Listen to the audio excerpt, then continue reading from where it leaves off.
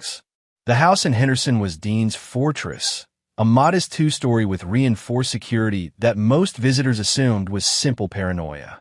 In reality, every camera, every motion sensor, every redundant lock system had been installed by a man who understood that threats could come from anywhere, at any time. His wife, Cassandra Morales, had seemed like the perfect partner when they met 5 years ago.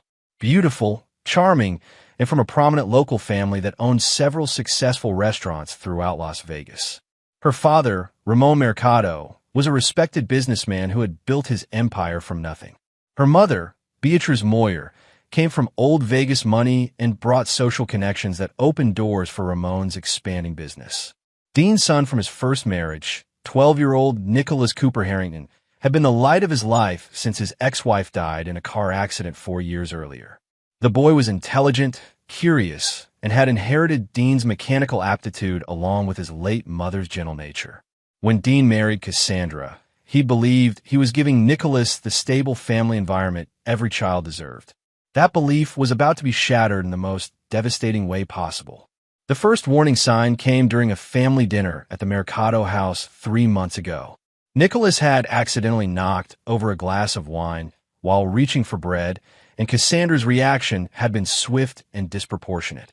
She grabbed the boy's wrist hard enough to leave marks, hissing that he needed to learn some goddamn manners before he embarrassed the family again.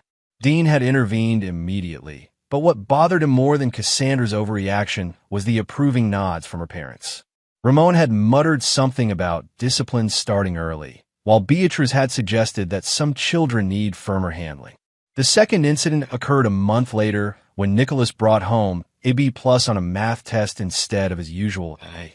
Cassandra had confiscated his Nintendo Switch for 2 weeks and made him write, "I will not disappoint my family," 500 times. When Dean questioned the punishment severity, Cassandra had accused him of undermining her authority and threatened to reconsider whether this family arrangement was working. But it was the third incident, the one Dean hadn't witnessed directly, that would change everything. Nicholas had been staying with the Mercado family for the weekend, while Dean attended a conference in Denver. According to the boy's quiet explanation after Dean returned, he'd been given $5 to buy ice cream from a truck in the neighborhood. Somehow, the money had fallen out of his pocket during the walk back to the house. What happened next would fuel Dean's nightmares and justify every brutal action that followed. Cassandra had flown into a rage, screaming that Nicholas was careless and worthless just like his dead mother. When the boy started crying, she'd grabbed her expensive perfume, Chanel No. 5, the bottle Dean had bought her for their anniversary, and sprayed it directly into Nicholas's eyes while he was trapped in the corner of the kitchen. The chemical burn had been immediate and agonizing. Nicholas had screamed, clawing at his face while Cassandra stood over him, continuing to spray the perfume. Her mother, Beatriz, had watched from the doorway and laughed. If he's blind now, maybe he won't see he's a burden too. Ramon had emerged from his study to see what the commotion was about. Upon seeing Nicholas writhing on the floor, clutching his burning eyes, he chuckled and said, "Well, at least he smells better now." None of them had bothered to flush the boy's eyes with water. They'd left him on the kitchen floor, sobbing and partially blinded, while they returned to their evening routine as if nothing had happened.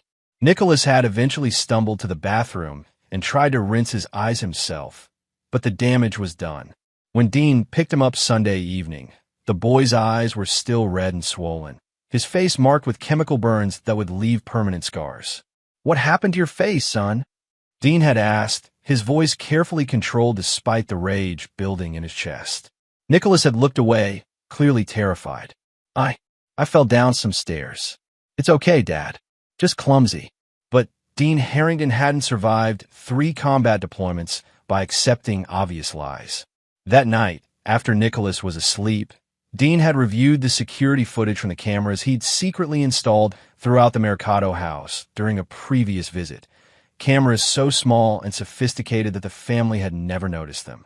What he saw on those recordings transformed Dean from a loving husband and father into something far more dangerous. The 15 minutes of footage showing his son's torture would be burned into his memory forever. But more importantly, they would serve as evidence for the systematic destruction he was about to unleash. As Dean sat in his home office, watching Cassandra sleep peacefully in their bed through the monitor, he began making a list. Not a grocery list or a honey-do list, but a catalog of every person who had participated in or enabled Nicholas's abuse.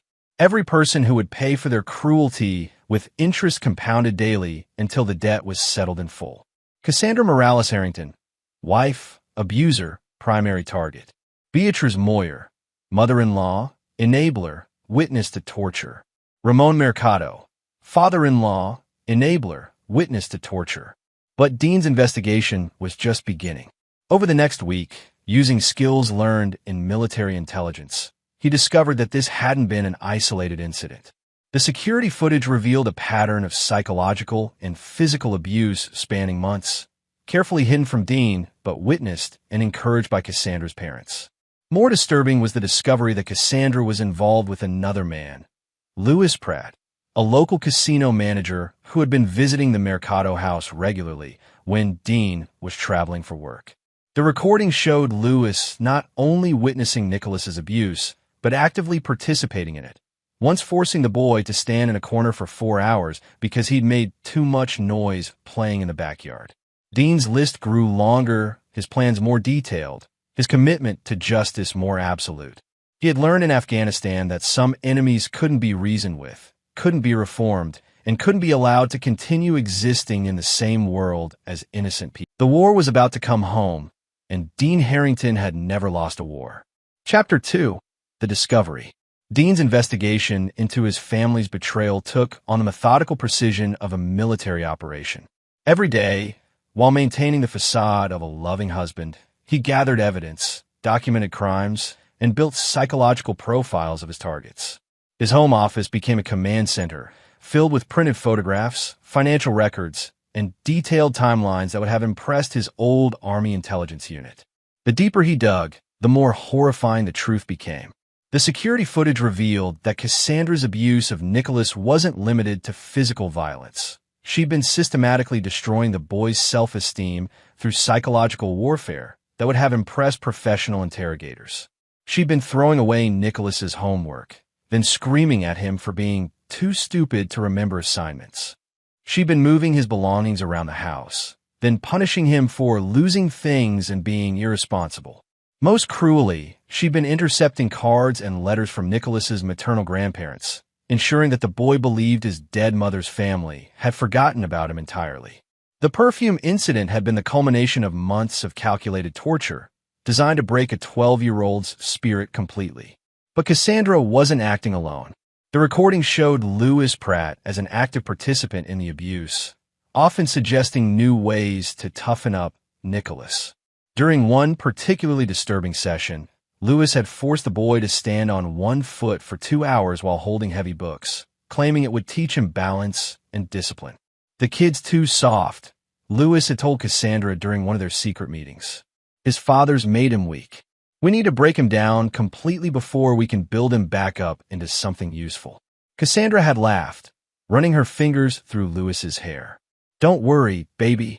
Once Dean's out of the picture, we'll have all the time we need to properly raise the boy. Or we could just send him to military school and be done with it. Dean had watched this conversation from his office, his hands clenched so tightly around his coffee mug that the ceramic cracked. The casual way they discussed destroying his son's life, the complete lack of empathy or remorse, the certainty that they would eventually eliminate Dean himself, it all confirmed what he'd already concluded. These weren't people who could be reasoned with or reformed. They were predators who viewed Nicholas as prey and Dean as an obstacle to be removed. The investigation also revealed the true nature of the Mercado family dynamic. Ramon and Beatrice weren't just enabling Cassandra's abuse, they were orchestrating it.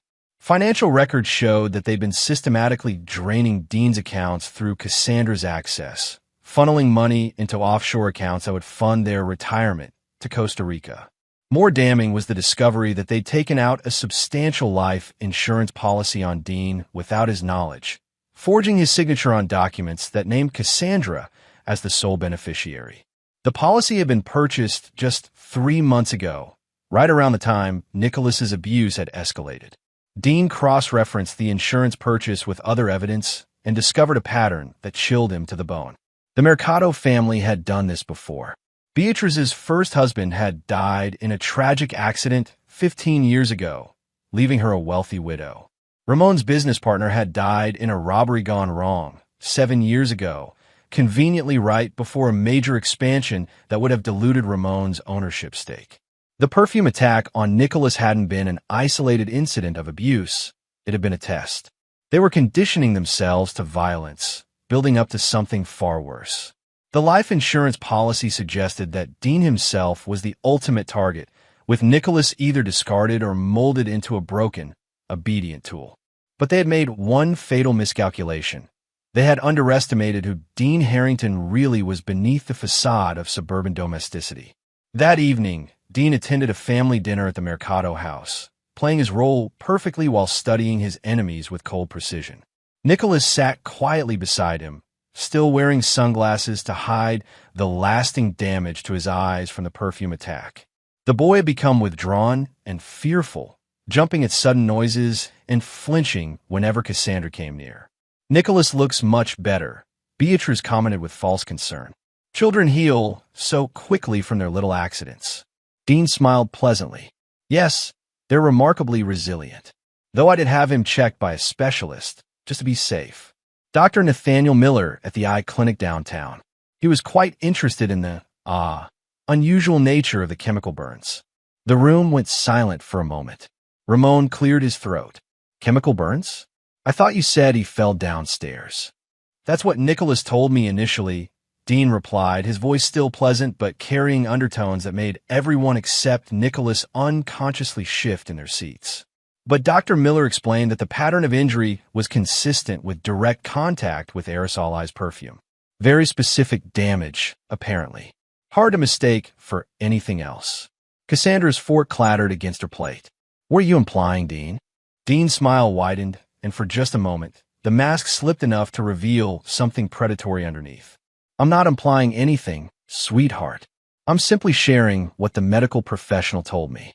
Dr. Miller was so intrigued that he documented everything thoroughly. For his research files, you understand. Lewis Pratt, who had been invited to dinner as a family friend, spoke up from across the table. "Maybe the kid got into Cassandra's perfume himself. Children do stupid things when they're unsupervised." Dean turned his attention to Lewis, and the casino manager immediately regretted speaking. "That's an interesting theory, Lewis. Though I can't imagine why Nicholas would spray expensive perfume directly into his own eyes. Can you think of any reason why a child would do that to himself?" The question hung in the air like a loaded weapon. Everyone at the table understood that they were no longer having a pleasant family dinner. They were being interrogated by someone who had already found all the answers. "People sometimes hurt themselves when they're crying out for attention," Beatrice suggested weakly. Dean nodded thoughtfully. "Another interesting theory, though that would suggest Nicholas has been feeling neglected or abused somehow. Has anyone noticed signs that he might be unhappy in our care?" Nicholas remained silent, but Dean saw the boy's hands trembling slightly. The courage it must have taken to endure months of torture without breaking completely filled Dean with both pride and rage. "Of course not," Ramon said quickly. "Nicholas is a wonderful boy. We all love him very much." "I'm sure you do," Dean agreed, "which is why I'm certain you'll all want to cooperate with the investigation." Cassandra's face went pale. "Investigation?" Dean's smile became genuinely warm for the first time all evening. "Oh yes, sweetheart. Dr. Miller was legally obligated to report suspected child abuse to the authorities. Detective Alfred Marquez will be conducting interviews with everyone who's had recent contact with Nicholas. Standard procedure, really. Nothing to worry about if everyone's been telling the truth." The lie came easily, delivered with the casual confidence of a man who had spent years deceiving enemies in life-or-death situations. There was no Dr. Miller, no Detective Marquez, no official investigation. But his targets didn't know that, and their guilty consciences would do most of Dean's work for him. As the evening progressed, Dean watched his enemies squirm, each one clearly calculating how much the others knew and whether they could be trusted to maintain the conspiracy of silence. By the time he and Nicholas left for home, Dean was satisfied that the psychological pressure was already beginning to fracture their unity. Phase 1 of his operation was complete. Now it was time to begin the real work. Chapter 3. The Preparation. Dean's transformation from suburban father to tactical operative happened gradually, like a snake shedding its skin. During the day, he maintained his routine, dropping Nicholas at school, attending work meetings, playing the role of concerned husband investigating his son's accident. But his nights belonged to preparation, planning, and the meticulous construction of a trap that would destroy his enemies completely. The basement of his house became a workshop that would have made his old Special Forces unit proud. Dean had always been mechanically gifted, but now he applied those skills toward creating tools of psychological warfare. Hidden cameras smaller than coins, listening devices that could be concealed in everyday objects, recording equipment that could capture conversations from 3 rooms away. But Dean's most important preparation was psychological. He studied his targets like a predator, learning the habits of prey, identifying weaknesses, mapping relationships, understanding the dynamics that held their criminal conspiracy together. Cassandra was vain and insecure, dependent on her parents' approval but resentful of their control. She craved validation and luxury, using her relationship with Lewis as both rebellion against her parents and escape from her marriage to Dean. Her weakness was her need to be the center of attention. She couldn't resist bragging about her schemes or documenting her success on social media. Lewis Pratt was a mid-level casino manager with delusions of grandeur and a gambling addiction that kept him perpetually in debt. He viewed his relationship with Cassandra as a path to financial security through her family's wealth, but he was also skimming money from the casino to fund his poker habit. His weakness was greed. He would risk everything for the promise of easy money. Ramon Mercado was the architect of the family's criminal activities, but his success had made him overconfident and careless. He believed his money and connections made him untouchable, which led him to leave digital trails that a more cautious criminal would have eliminated. His weakness was pride. He couldn't resist taking credit for his cleverness. Beatrice Moyer was the most dangerous of the group because she was the most intelligent, but she was also the most dependent on maintaining her social status. Her cruelty toward Nicholas came from a pathological need to control and dominate others, but she was terrified of public humiliation. Her weakness was reputation. She would sacrifice anyone to protect her standing in Las Vegas society. Understanding these weaknesses allowed Dean to craft individual strategies for each target, but his master plan required them to turn against each other. He began by planting seeds of suspicion and paranoia, using their own criminal tendencies against them. First, he created fake evidence suggesting that Lewis was skimming more money from the casino than he actually was, then ensured that information reached Ramon through carefully orchestrated accidents and overheard conversations. Ramon, who viewed Lewis as a useful tool but not a trusted partner, began investigating his daughter's boyfriend with the paranoid intensity of a man protecting his empire. Simultaneously, Dean fed Cassandra subtle hints that her parents were planning to cut her out of their escape plan to Costa Rica. He hacked into Beatrice's email account and discovered drafts of messages discussing the need to simplify our arrangements and eliminate unnecessary complications. By forwarding edited versions of these emails to Cassandra's private account, Dean made her believe that she was considered expendable by her own family. The psychological pressure began to show results within days.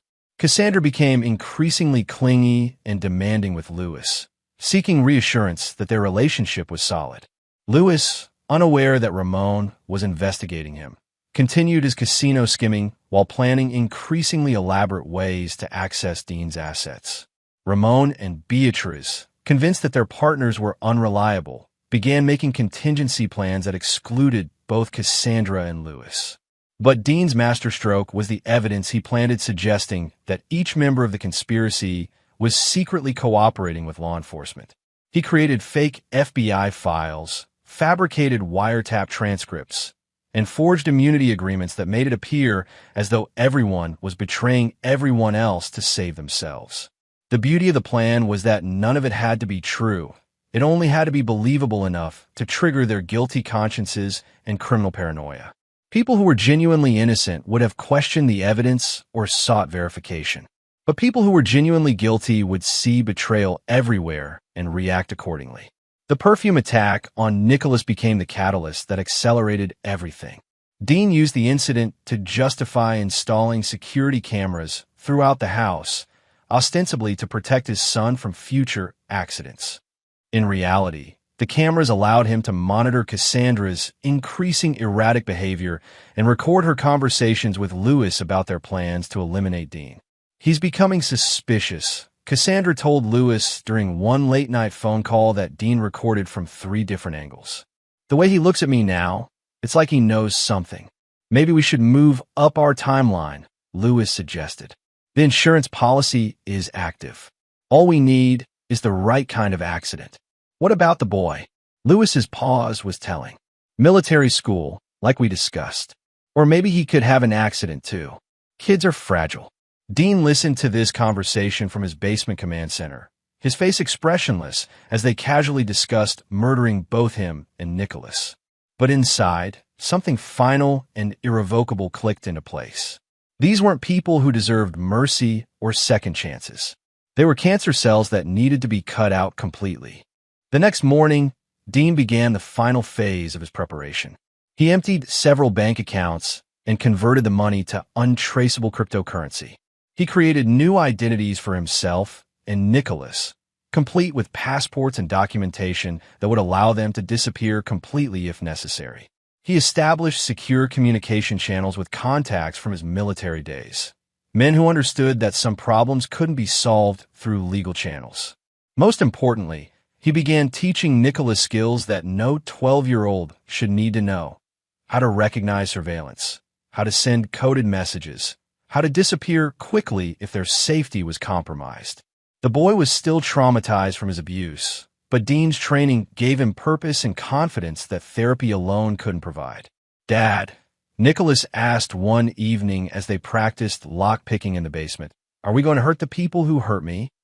Dean looked at his son, scarred, damaged, but still trusting him completely, and made a decision that would define both their futures. "Yes, son. We're going to make sure they never hurt anyone ever again." Nicholas nodded solemnly, accepting this truth with the same quiet courage he'd shown throughout his ordeal. "Good, because I don't think they'll stop unless someone makes them stop." At 12 years old, Nicholas Cooper Harrington understood something that most adults never learned. Some people chose to be evil, and evil only stopped when it was forced to stop. Dean's preparation was complete. The war could begin. Chapter 4. The First Strike. Dean's opening move came during what appeared to be a routine family barbecue at the Mercado house. The entire conspiracy was present, Cassandra and Lewis playing the role of secret lovers while maintaining public pretense, Ramon and Beatrice hosting with their usual combination of charm and barely concealed contempt for their guests. Nicholas stayed close to Dean's side, his sunglasses hiding the lasting damage from the perfume attack. What none of them knew was that Dean had spent the previous week transforming their gathering into a carefully orchestrated trap. The first phase began when Lewis excused himself to the bathroom. Dean had anticipated this. The casino manager's weak bladder was a well-documented vulnerability that could be exploited with surgical precision. While Lewis was gone, Dean slipped a small device into his jacket pocket, a GPS tracker coupled with a voice recorder that would monitor the man's movements and conversations for the next 72 hours. "Lewis seems nervous today," Dean commented to Ramon as they stood by the grill. "Is everything all right at the casino?" Ramon's eyes flickered with suspicion, exactly the reaction Dean had been cultivating for weeks. "Why do you ask?" "Just noticed he keeps checking his phone. Hope there aren't any problems with his employment. I know how important job security is, especially for someone with his expenses." The comment was loaded with implications. Dean had made sure Ramon knew about Lewis's gambling debts, his skimming from the casino, and his increasingly desperate financial situation. Every word was calculated to increase Ramon's distrust of his daughter's boyfriend. When Lewis returned from the bathroom, Dean was ready with the second phase. He approached the younger man with a friendly smile and a beer, positioning himself so that their conversation couldn't be overheard by the others. "Lewis, I need to ask you something privately," Dean said, his voice carrying just enough concern to make Lewis immediately defensive. "Have you noticed anything strange about Cassandra lately?" Any unusual behavior or secretive activities? Lewis's face went pale. What do you mean? I found some interesting documents in her purse yesterday. Email printouts, bank statements, things that suggest she might be planning something without my knowledge. Dean pulled out his phone and showed Lewis a fabricated screenshot of a bank transfer. $50,000 moved to an account in the Cayman Islands. Do you know anything about this? The transfer was completely fictional, but Lewis didn't know that. What he did know was that Cassandra had access to Dean's accounts and had been discussing their plans to steal his money. Seeing evidence that she was already moving assets without including him triggered every paranoid instinct Lewis possessed. I don't know anything about that, Lewis stammered. Dean nodded sympathetically. I was hoping you'd say that, because if Cassandra is planning to disappear with my money, I'd hate to think you were involved. That would be conspiracy to commit theft, fraud, potentially even attempted murder, given the life insurance situation. Lewis's face went from pale to gray. Life insurance? You didn't know about the policy she took out on me? $3 million, with her as the sole beneficiary. Purchased right around the time Nicholas started having his accidents. Dean's voice remained conversational, but his eyes never left Lewis's face. I'm sure it's just a coincidence, but the timing is interesting. The implication hung between them like a loaded gun. Lewis realized that he'd been played by Cassandra and her family, used as a tool in a scheme that could destroy his life completely. But what he didn't realize was that Dean was playing him too, feeding him just enough truth to make the lies believable. What are you going to do? Lewis whispered. Dean smiled, and Lewis saw something in that expression that made him want to run. I'm going to protect my son and myself. The question is, are you going to help me, or are you going to go down with them? The offer of alliance was irresistible to a man who suddenly realized he was expendable to his supposed partners. Dean had calculated Lewis's response perfectly. Greed and self-preservation would override any loyalty to Cassandra. What do you want me to do? Keep acting normal. Don't let them know we've talked. But start documenting everything, conversations, plans, any evidence of their intentions toward Nicholas or me. I'll need proof of their criminal conspiracy if I'm going to protect myself legally. Lewis nodded eagerly, not realizing that he was agreeing to incriminate himself and his co-conspirators. Dean had just recruited his enemy as an unwitting agent, turning Lewis's survival instincts into a weapon against the entire group. The third phase began when Dean rejoined the family gathering. He made a point of being especially affectionate with Cassandra, praising her cooking and thanking her parents for their wonderful support during Nicholas's recovery. But his performance was designed to achieve specific psychological effects. I've been thinking, Dean announced to the group as they sat around the patio table. Nicholas has been through such a traumatic experience with his accident. Maybe we should plan a special family vacation to help him recover. Somewhere tropical, maybe Costa Rica. The reaction was immediate and telling. Ramon choked on his beer, Beatrice's fork clattered against her plate, and Cassandra's face went white. Their planned escape destination had just been suggested as a family vacation, which could only mean one thing. Dean knew about their plans. Costa Rica? Beatrice managed to ask. It's supposed to be beautiful this time of year, Dean continued cheerfully. Perfect for a family looking to start over, maybe even relocate permanently if they found the right opportunity. The words were chosen with surgical precision.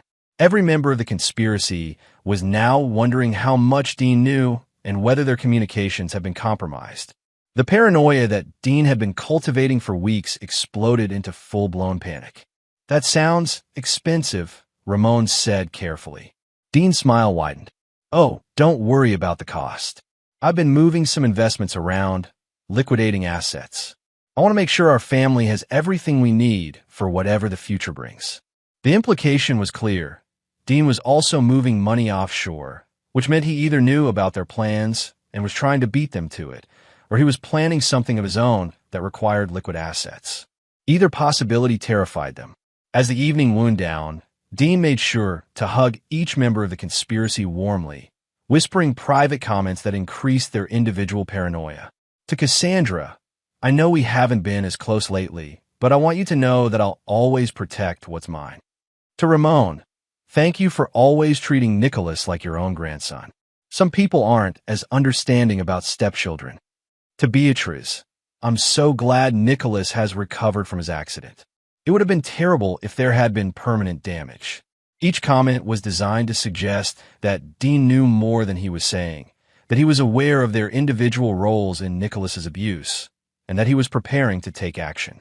By the time Dean and Nicholas left for home, the conspiracy was fracturing under the weight of suspicion and fear. Dean had successfully turned them against each other without firing a shot or making an overt threat. Now he just had to wait for them to destroy themselves. But he wouldn't wait long. The GPS tracker in Lewis's pocket was already transmitting data. The voice recorder was capturing panic conversations between the conspirators, and Dean's master plan was entering its most lethal phase. The first strike had been psychological warfare. The next strike would be far more personal. Chapter 5. The Trap Springs. The recording device Dean had planted on Lewis proved more valuable than expected. Within 24 hours, it captured a series of conversations that provided the final evidence Dean needed to justify what came next. The first conversation occurred between Lewis and Cassandra at 2:17 a.m., when Lewis called in a panic after Dean's revelations at the barbecue. He knows Cassandra. He knows about the money, the insurance policy, everything. Calm down.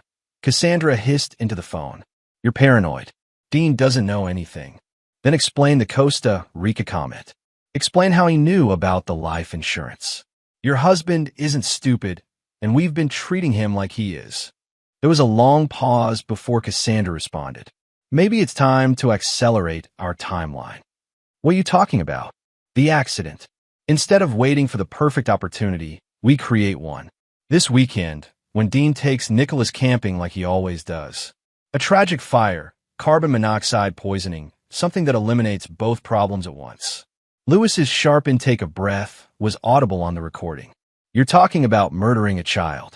I'm talking about removing obstacles to our future, Cassandra corrected coldly. Nicholas is damaged goods anyway. Those burns on his face aren't healing properly. He'll never be normal. The casual way she discussed murdering her stepson crystallized everything Dean had suspected about his wife's true nature. But the recording got worse. The second conversation occurred the next morning between Cassandra and her mother, Beatrice. Lewis is getting cold feet about the boy, Cassandra reported. He thinks we should just focus on Dean and send Nicholas to boarding school. Lewis doesn't understand that witnesses are liabilities. Beatrice replied with the cold calculation of a professional criminal. The boy has already seen too much, knows too much. He could cause problems later. So we proceed as planned. We proceed as planned. A tragic camping accident that claims both father and son. Very sad, but these things happen. The insurance money will ease our grief considerably. The third and most damning conversation occurred between Ramon and an unknown male voice that evening. The arrangements are in place, the stranger said. Carbon monoxide canisters, delayed release mechanism, remote detonation if necessary. It will look like a faulty camp stove. Very common cause of camping fatalities. And there won't be any evidence linking back to us. None. The equipment will be completely destroyed in the explosion. Your son-in-law and his boy will just be another tragic statistic. Dean listened to these recordings in his basement command center, his face expressionless as his family calmly planned his murder and that of his son.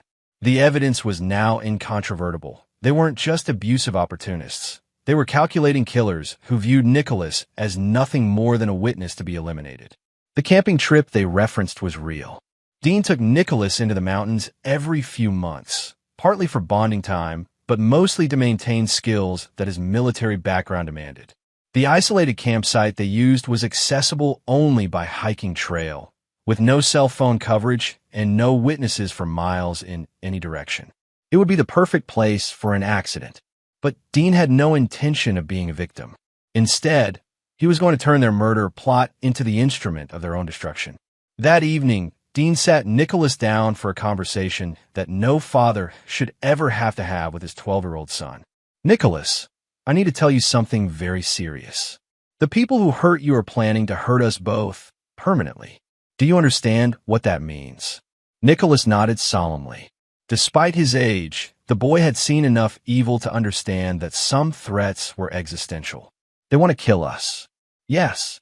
And tomorrow night, when we go camping, they're going to try. But we're not going to let that happen. Dean pulled out a detailed topographical map of the camping area, marked with positions, escape routes, and tactical considerations that would have impressed his old Special Forces unit. Here's what we're going to do. The next evening, Dean and Nicholas loaded their camping gear into the truck and drove toward the mountains, just like they had a dozen times before.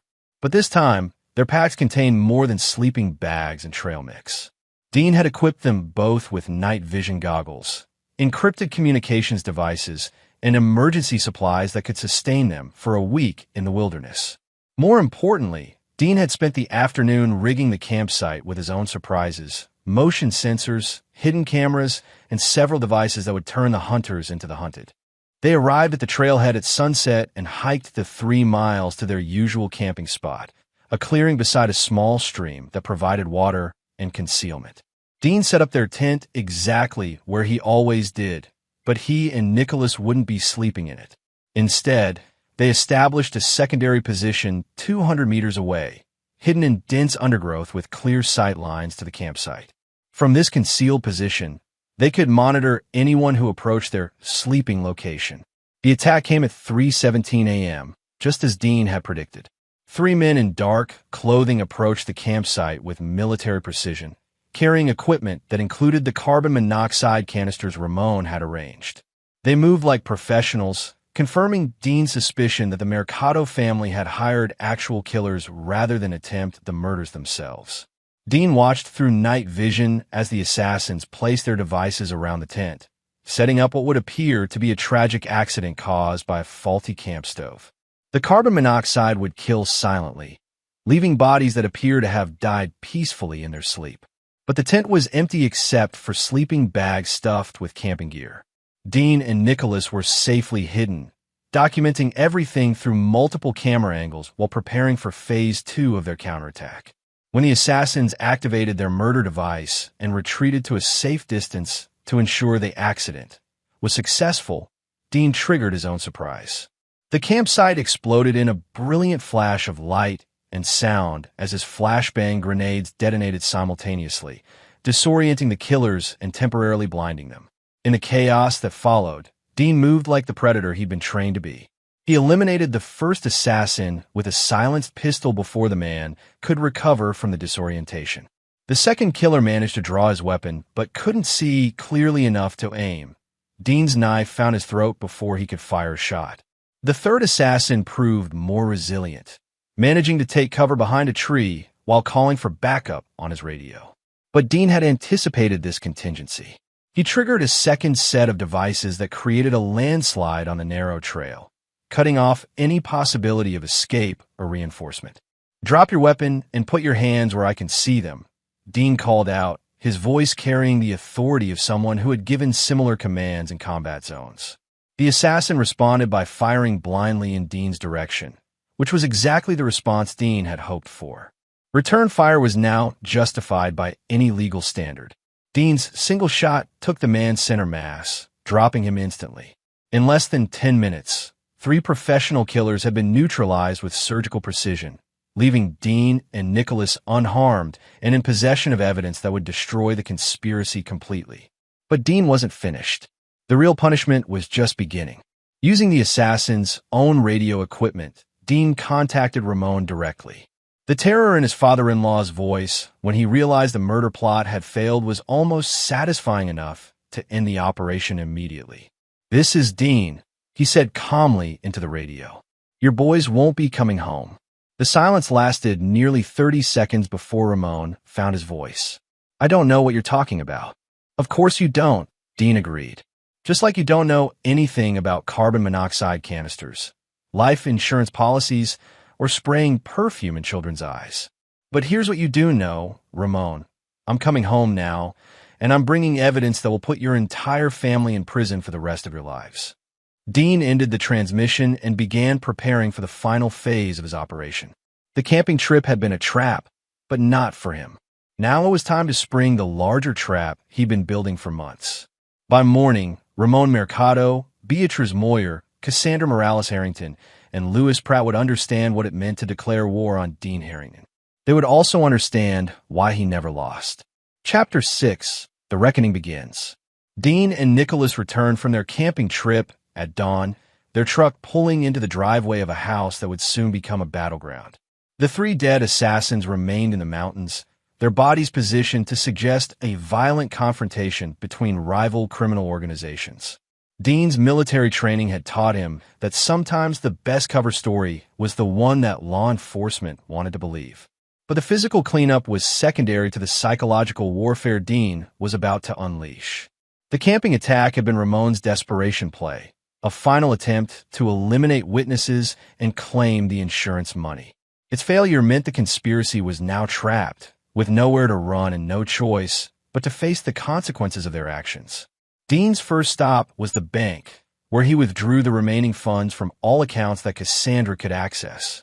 The financial rug was now pulled out from under the conspiracy, eliminating their ability to hire additional killers or fund an escape to Costa Rica. His second stop was the office of Detective Alfred Marquez, a real police detective this time, not the fictional one Dean had invented to psychological pressure his enemies. Marquez was a 30-year veteran who specialized in domestic violence cases, and Dean's evidence package was about to make him very interested in the Mercado family. Detective Marquez, my name is Dean Harrington. I need to report multiple felonies including child abuse, conspiracy to commit murder, and attempted murder.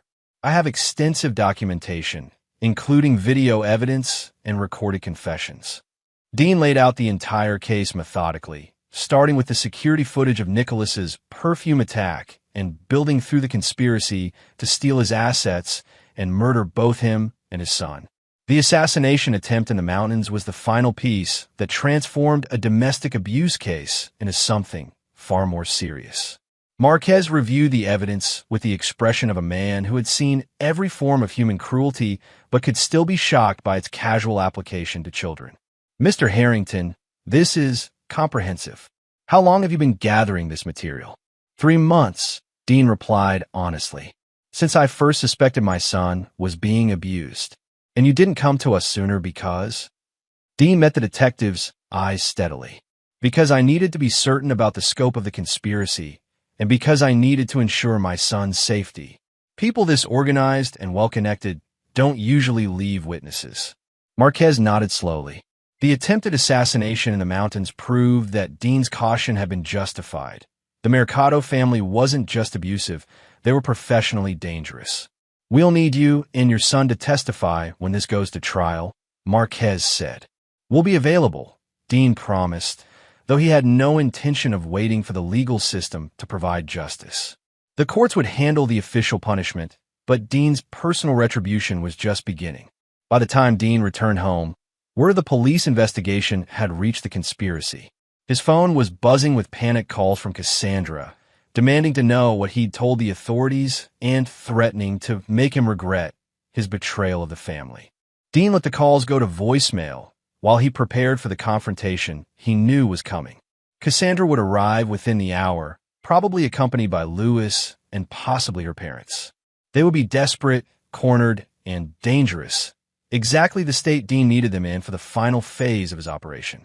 He sent Nicholas to stay with trusted neighbors, ostensibly for the boys' protection, but actually to ensure there would be no witnesses to what happened next. Then he settled in to wait, checking his weapons one final time. Cassandra arrived first, using her key to enter the house she still legally shared with Dean. She was disheveled and wild-eyed, clearly unraveling under the pressure of knowing that her entire world was about to collapse. "What did you tell them?" she screamed the moment she saw Dean sitting calmly in his living room chair. "What lies did you make up about our family?" Dean smiled, and Cassandra took an involuntary step backward. "I told them the truth, sweetheart. About Nicholas's abuse, about your affair with Lewis, about the life insurance policy, about your parents' criminal history, about the 3 men you sent to kill us last night." "You can't prove anything," Cassandra said, but her voice lacked conviction. Dean pulled out his tablet and played a clip from the security footage. Cassandra spraying perfume directly into Nicholas's eyes while her mother laughed in the background. The sound of his son's screams filled the room, and Cassandra's face went white. "I can prove everything," Dean said quietly. "Every act of abuse, every criminal conspiracy, every murder plot. The only question now is whether you want to face the consequences with dignity or whether you want to make this harder on yourself." Lewis arrived 10 minutes later, followed shortly by Ramon and Beatrice. The entire conspiracy was now gathered in Dean's living room, facing the man they had underestimated so catastrophically. The terror in their eyes was everything Dean had hoped for, but it was just the beginning. "The police have everything," Dean informed them conversationally. "Videos, audio recordings, financial records, testimony from the surviving assassin you hired." "There were no survivors," Ramon interrupted, then immediately realized his mistake. Dean's smile widened. "Interesting that you would know that, Ramon. Almost like you were in communication with them during the operation." The trap was perfect. Ramon had just confessed to knowledge of the assassination attempt on recording equipment that Dean had hidden throughout the house. Every word they spoke was being documented for future use. "What do you want?" Beatrice asked, her composure finally cracking. "Money? We can pay you whatever." "I don't want your money," Dean interrupted. "I want justice for my son. And I want you to understand what it feels like to be helpless while someone destroys everything you care about." He pulled out a small remote control and pressed a button. Throughout the house, screens activated, showing live feeds from security cameras positioned throughout the Mercado family properties. Their restaurants, their homes, their business offices, all under surveillance, all compromised. "This is what the next phase looks like," Dean explained. "Your businesses will fail when evidence of health code violations, tax evasion, and money laundering reaches the appropriate authorities. Your homes will be seized when the IRS discovers unreported income and offshore accounts. Your social standing will collapse when your criminal activities become public knowledge." He pressed another button, and the screens showed federal agents already moving into position around their properties. Dean had spent months building cases against them with multiple law enforcement agencies, creating a coordinated takedown that would destroy every aspect of their lives simultaneously. "You can't do this," Lewis whispered. "We have rights." "You forfeited your rights when you torture a child," Dean replied. "When you planned to murder him to cover up your crimes. When you hired killers to eliminate witnesses." The screen showed the first arrests beginning. Ramon's restaurant manager led away in handcuffs, Beatrice's accountant detained for questioning, Lewis's casino superiors reviewing evidence of embezzlement that Dean had fabricated, but that would take months to disprove. "This is just the beginning," Dean continued. "By tomorrow, your entire criminal enterprise will be dismantled. Your assets will be frozen, your associates will be arrested, and your futures will consist of prison cells and bankruptcy courts." Cassandra lunged toward Dean with a kitchen knife she grabbed from the counter, screaming incoherently about destroying his life the way he was destroying hers. But Dean had been expecting this reaction. Desperation made people predictable. He disarmed her easily, using techniques learned in close-quarters combat training. Cassandra found herself on the floor, the knife across the room, staring up at a man who could have killed her effortlessly but had chosen not to. "The difference between us," Dean said as sirens approached in the distance, "is that I protect children. You torture them." The police arrived to find the entire conspiracy in Dean's living room, surrounded by evidence of their crimes and confessing their guilt through panicked arguments with each other. Detective Marquez made the arrests personally, ensuring that each member of the conspiracy understood that their crimes against Nicholas had made this a personal mission for the entire police department. As they were led away in handcuffs, Dean felt something that had been missing since the night he discovered his son's abuse: peace. Justice was being served, and the people who had hurt Nicholas would never be able to hurt anyone again. But Dean's revenge was far from complete. Prison would punish them for their crimes, but it wouldn't teach them what it felt like to be helpless and afraid. That lesson would come later, when they least expected it and when they had no power to defend themselves. Dean Harrington had never forgotten a wrong, and he never forgave those who hurt his family. The legal system would handle their official punishment, but their personal reckoning was just beginning. Chapter 7: The Systematic Destruction. 6 months after the arrests, Dean's enemies had learned that legal consequences were only the beginning of their punishment. From his command center in the basement, Dean orchestrated a campaign of psychological and financial warfare that slowly dismantled every aspect of their remaining lives. Ramon Mercado, once a respected businessman, found himself serving a 25-year sentence for conspiracy to commit murder, child abuse, and racketeering. But prison was only the start of his suffering. Dean had carefully researched the power dynamics within the Nevada State Penitentiary and ensured that Ramon's reputation preceded him. Word spread quickly through the prison population that Ramon was a child abuser who had tortured a 12-year-old boy. In the brutal hierarchy of prison justice, crimes against children marked a man for special attention from his fellow inmates. Ramon lasted 3 weeks in general population before requesting protective custody, but even that couldn't protect him from the systematic harassment Dean had arranged. Every letter Ramon sent was intercepted and scrutinized. Every phone call was monitored and recorded. Every commissary purchase was delayed or lost by guards who had been carefully informed about his crimes. The wealthy businessman who had once commanded respect and fear found himself reduced to a target of contempt and violence. Beatrice Moyer faced similar treatment at the women's correctional facility, but Dean's campaign against her was more sophisticated. He had discovered that her greatest fear was public humiliation, so he ensured that her crimes became the subject of extensive media coverage. Local news stations received anonymous tips about the wealthy socialite who tortured children, complete with security footage and court documents. Her carefully constructed social reputation crumbled within weeks. Former friends distanced themselves, charity organizations revoked her memberships, and the country club, where she'd held court for decades, banned her permanently. Even in prison, she received letters from former acquaintances expressing their disgust and disbelief. But Dean's masterpiece was his destruction of Cassandra's life. His ex-wife received a 15-year sentence for child abuse, conspiracy, and attempted murder, but her real punishment was psychological. Dean arranged for her to be housed with women who had lost children to abuse, creating a daily reminder of the harm she had caused. More cruelly, Dean ensured that Cassandra received regular updates about Nicholas's recovery and success. She learned that the boy she had tortured was thriving in therapy, excelling in school, and showing remarkable resilience in overcoming his trauma. Every achievement Nicholas made was a reminder of what Cassandra had tried to destroy and a testament to her failure as both a stepmother and a human being. Lewis Pratt, who received a 10-year sentence for his role in the conspiracy, faced the most creative punishment. Dean had discovered that Lewis's gambling addiction was compulsive and uncontrollable, so he arranged for the man to receive constant exposure to opportunities he couldn't access. Fake lottery tickets appeared in his cell with winning numbers that would have paid millions. Casino brochures arrived in his mail, advertising jackpots and promotions. Other inmates were coached to discuss gambling strategies and big wins, creating a constant psychological pressure that drove Lewis to attempt several unsuccessful escape attempts. But Dean's most sophisticated revenge was reserved for the criminal network that had enabled the conspiracy.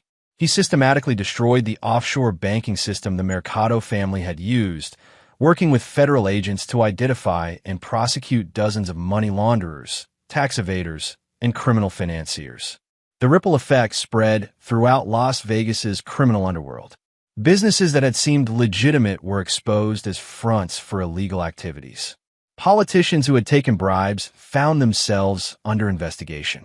The entire ecosystem of corruption that had protected families like the Mercados was dismantled piece by piece. Dean's campaign was so thorough that it became a case study for law enforcement agencies across the country.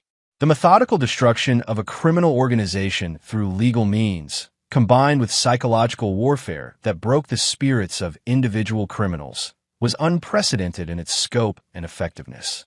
But the most satisfying aspect of Dean's revenge was watching his enemies turn against each other as their situations became desperate.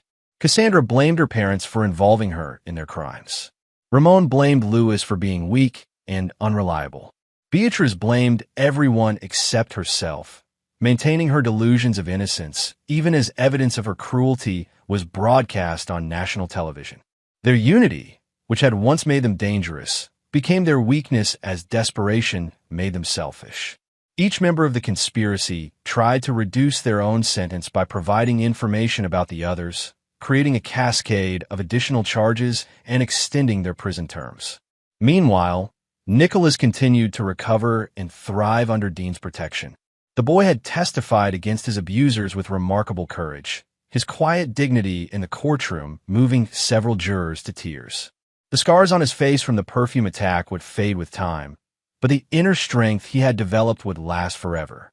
"Dad," Nicholas said one evening as they worked together in Dean's rebuilt garage, "do you think they understand now why what they did was wrong?" Dean considered the question carefully. Through his monitoring of their prison communications, he knew that his enemies were consumed with self-pity and rage rather than genuine remorse. They understood that they were being punished, but they still didn't accept responsibility for their crimes. "Understanding and accepting are different things," Dean replied. "They understand that their actions had consequences. Whether they accept that those consequences were deserved is between them and their consciences." Nicholas nodded thoughtfully. At 13, he was beginning to understand the complexities of justice and human nature. "Will you keep watching them?" "For as long as it takes," Dean promised. "Some people need constant supervision to ensure they don't hurt others. We're providing that supervision." The monitoring would continue indefinitely. Dean had built a surveillance network that would track his enemies for the rest of their lives, ensuring that they could never again operate in the shadows or find new victims to exploit. Every job application, every housing request, every attempt to rebuild their lives would be scrutinized and sabotaged if necessary. It was a level of control that some would consider excessive, but Dean's philosophy was simple. People who chose to hurt children forfeited their right to privacy, freedom, and second chances. His enemies would spend the rest of their lives paying for their crimes, and Dean would be there to collect every installment of that debt. The systematic destruction was complete, but Dean's revenge was not finished. The final phase would be the most personal and the most permanent. Chapter 8. The Final Judgment. 2 years after the trials, Dean received notification that Cassandra was eligible for parole.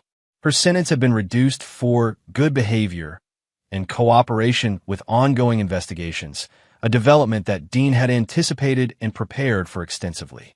The parole hearing was scheduled for a Thursday morning in Carson City, and Dean made sure to attend as the victim's guardian and primary witness. He brought Nicholas, now 14 and remarkably composed for someone who had endured such trauma at a young age. Cassandra looked older, worn down by prison life and the psychological pressure Dean had maintained throughout her incarceration. Her hair was graying, her face lined with stress, and her once confident demeanor had been replaced by nervous anxiety. The parole board consisted of 5 members who had reviewed extensive files on Cassandra's crimes and her behavior in prison. Dean had made sure they received detailed reports about her lack of genuine remorse, her attempts to minimize her role in Nicholas's abuse, and the ongoing danger she represented to children. "Ms. Morales," the board chairman began, "you've served 2 years of a 15-year sentence for child abuse, conspiracy to commit murder, and attempted murder. Your application for parole claims that you've been rehabilitated and pose no further threat to society. Would you like to address the board?" Cassandra stood, her hands shaking slightly as she read from a prepared statement that had clearly been written by her lawyer. "I deeply regret my actions and the harm I caused to Nicholas. I participated in therapy, anger management, and parenting classes during my incarceration. I understand now that my behavior was wrong, and I'm committed to rebuilding my life as a productive member of society." The words were hollow, rehearsed, and completely unconvincing to anyone who knew Cassandra's true nature. Dean had recorded hundreds of hours of her phone calls from prison, documenting her continued attempts to blame others for her situation and her complete lack of empathy for Nicholas's suffering. "Mr. Harrington," the chairman continued, "as the victim's guardian, would you like to make a statement regarding Ms. Morales' request for parole?" Dean stood, his presence commanding the attention of everyone in the room. "Thank you, Chairman Rodriguez. I have several concerns about releasing Ms. Morales at this time."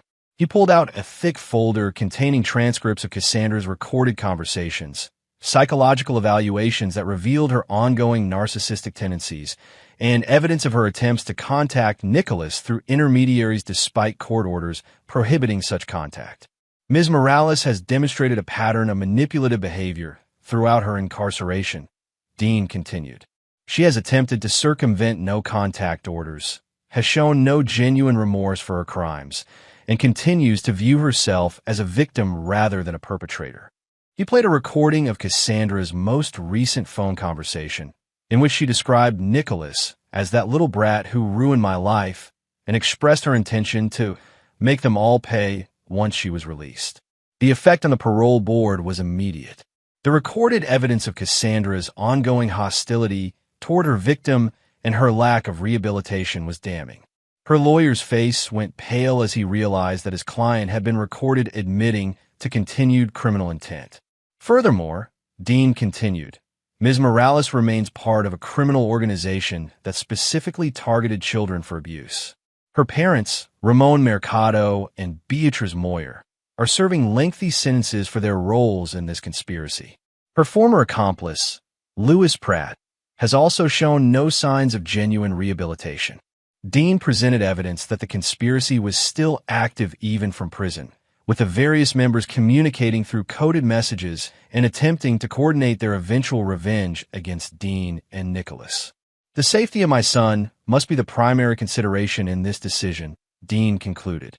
Ms. Morales has demonstrated that she remains a clear and present danger to Nicholas specifically and to children generally. I respectfully request that her parole be denied and that she serve her full sentence. Nicholas then stood to address the board, his quiet dignity and obvious trauma creating a powerful contrast to Cassandra's hollow claims of rehabilitation. I still have nightmares about what she did to me, Nicholas said simply. The scars on my face will fade, but the memory of her spraying perfume in my eyes while her mother laughed will never go away. I don't think she's sorry for what she did.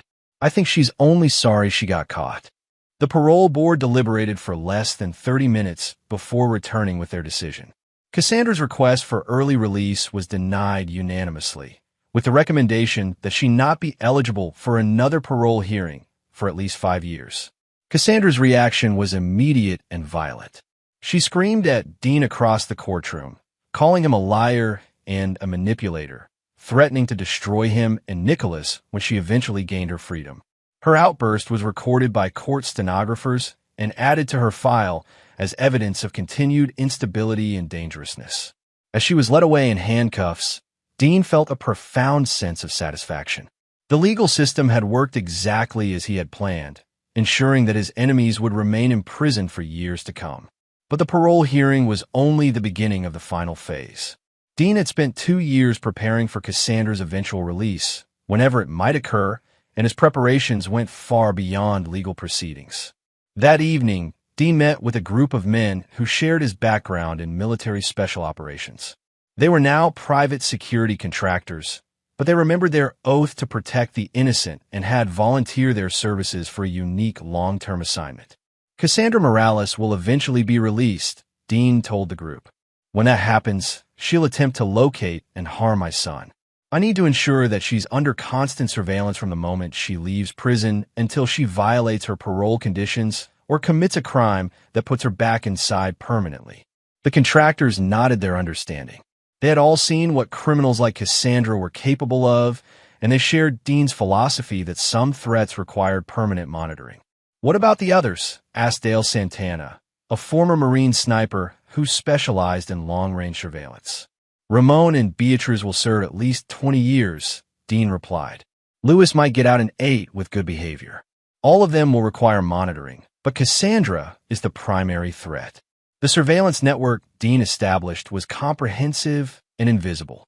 When his enemies were eventually released, they would find themselves living in a world where every move was watched, every communication monitored, and every attempt to harm innocent people immediately countered.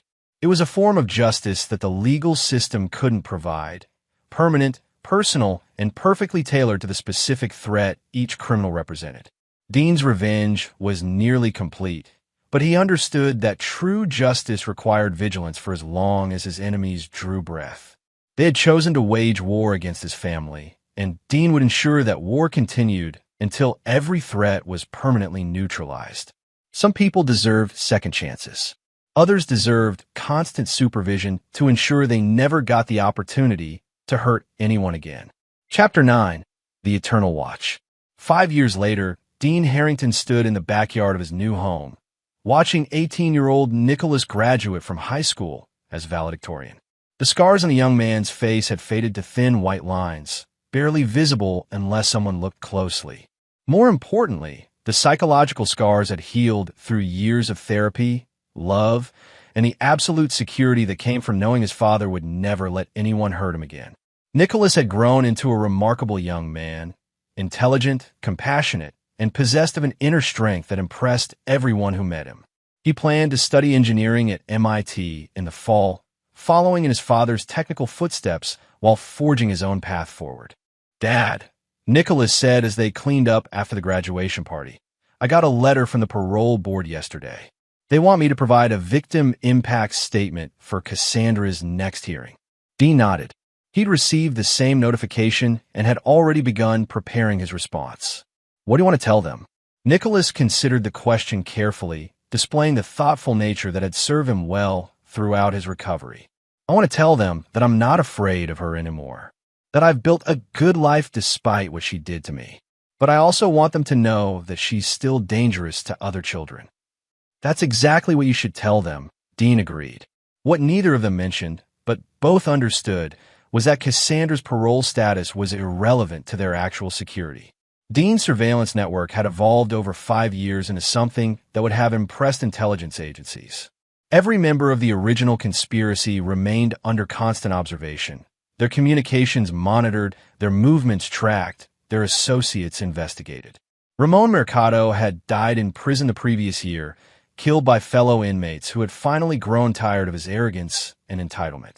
Dean had received notification of the death with cold satisfaction, one threat permanently eliminated. Beatrice Moyer remained in prison, her health declining rapidly as the stress of incarceration and social disgrace took its toll. Her projected release date was still 15 years away, assuming she survived that long. Lewis Pratt had been released on parole 8 months ago, but Dean's monitoring had immediately detected his return to gambling and criminal activity. Anonymous tips to his parole officer had resulted in Lewis being returned to prison within weeks, his parole revoked, and his sentence extended. Cassandra remained the primary threat, though her psychological profile suggested that years of imprisonment had broken her spirit more thoroughly than Dean had originally hoped. His recorded surveillance of her phone calls revealed a woman consumed with bitterness and rage, but lacking the energy or resources to act on her violent fantasies. Still, Dean maintained his vigilance. Some threats diminished with time, but others merely waited for the right opportunity to resurface. That evening, Dean received encrypted communication from Dale Santana, who is currently stationed near the women's correctional facility where Cassandra was serving her sentence. Target attempted to establish contact with known gang members, the message read. Intercepted communications that suggest she's trying to arrange post-release assistance with locating your son. Recommend immediate intervention. Dean smiled grimly. Even after 5 years, Cassandra was still plotting revenge against Nicholas. Her inability to accept responsibility for her crimes and move forward with her life had made her predictable, and predictable enemies were vulnerable enemies.